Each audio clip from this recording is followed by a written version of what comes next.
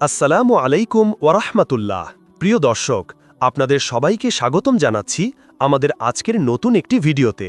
আশা করি আপনারা সবাই ভালো আছেন। আজ আমরা আলোচনা করব আল্লাহ তাআলা তার বান্দাদের মধ্যে কোন 7টি গুণ পছন্দ করেন।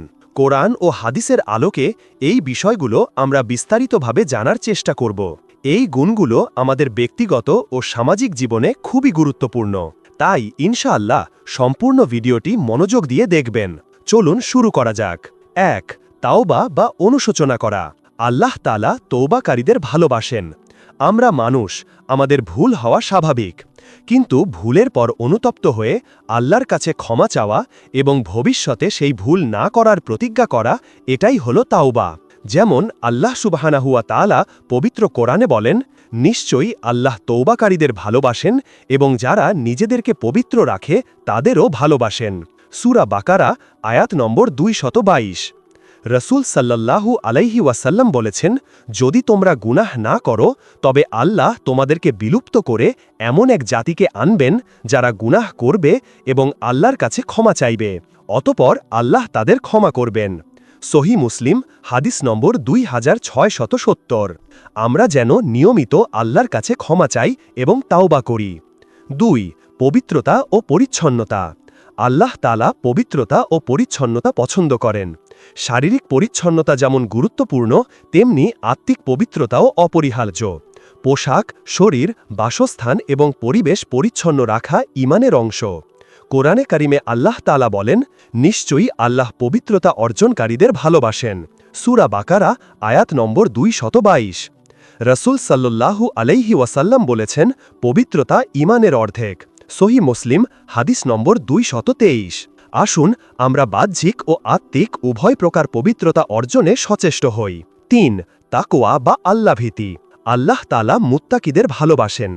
তাকওয়া মানে হল আল্লাহর ভয়ে সকল প্রকার মন্দ কাজ থেকে বিরত থাকা এবং তার নির্দেশিত পথে চলা।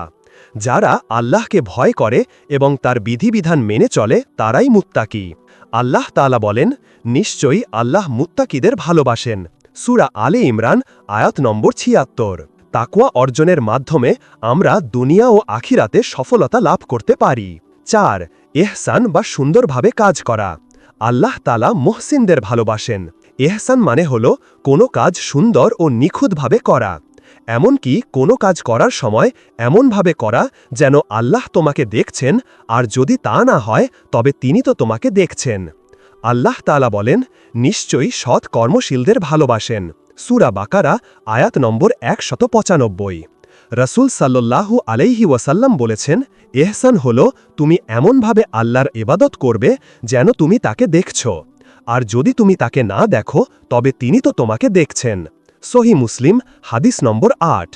আমরা যেন আমাদের সকল কাজ ইবাদত থেকে শুরু করে দুনিয়াবি কাজ পর্যন্ত ইহসানের সাথে করি। ৫. তাওয়াক্কুল বা আল্লাহর উপর ভরসা। আল্লাহ তাআলা মুতাওয়াক্কিলিনদের ভালোবাসেন।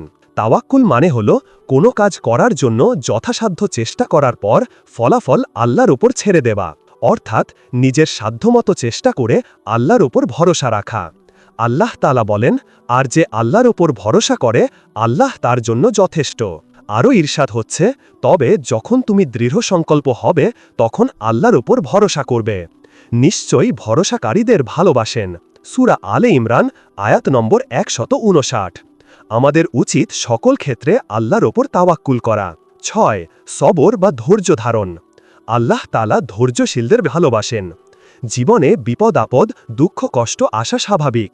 এই পরিস্থিতিতে হতাশ না হয়ে ধৈর্য ধারণ করা এবং আল্লাহর ওপর আস্থা রাখা মুমিনের অন্যতম গুণ।